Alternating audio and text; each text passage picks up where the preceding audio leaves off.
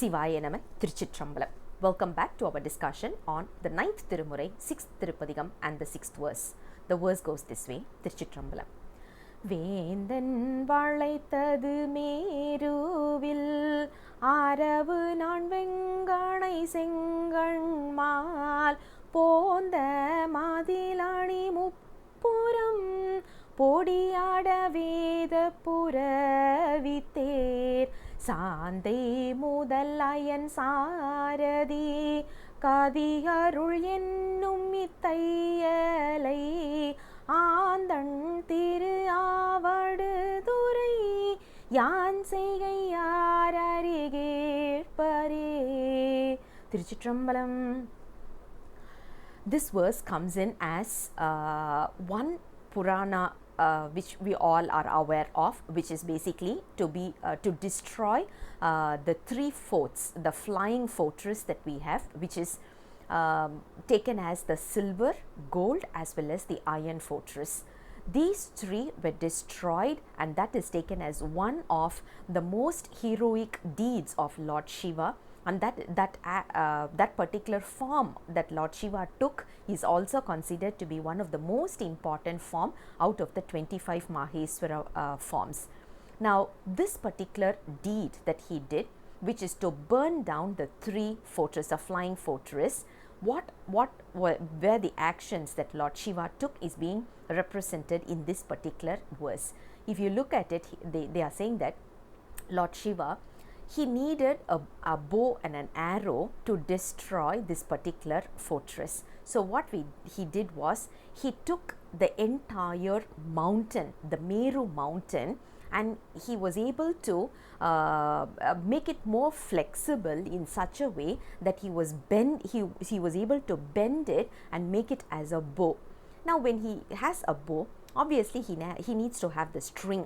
So the string is the snake called as Vasuki, and he needs to have the arrow. The arrow is nothing but Thirumal itself, as in Lord Vishnu became the arrow.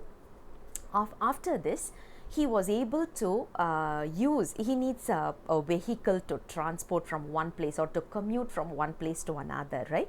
So his commutation was a particular chariot, and for this chariot he needed horse, and the horses were nothing but the 4 Vedas, and the person who is going to lead the chariot was Brahma. So if you look at it, all this setup was beautifully done, but if you look at it, Lord Shiva did not use this, rather he just smiled at it, and the entire 3 fortresses were burnt down to ashes. This is the Purana that we have been talking about. But leave aside the Purana, if we look at the reason behind that, as in the tattvam behind that, it's very important. The philosophy behind that is very important. The philosophy states as, according to Thirumandiram, the 3 fortress that is being spoken about over here is nothing but our Anavam, Kanmam and Maya. The 3 entanglements that we have must be destroyed. What Lord Shiva did was, he just smiled at us. Once he smiles at us, our Anavam, Kanmam and Maya will be burnt down to ashes. That is a symbolic representation. Not only that, this particular verse can be taken in a yogic representation also, as in, if we look at it, the entire body is made out of the 5 elements, the basic elements, and our head, which is very, very strong, the skull is very strong, is taken as the Meru mountain, and the backbone that we have is basically the bow that we are using. Yeah, that's the bow that we are using.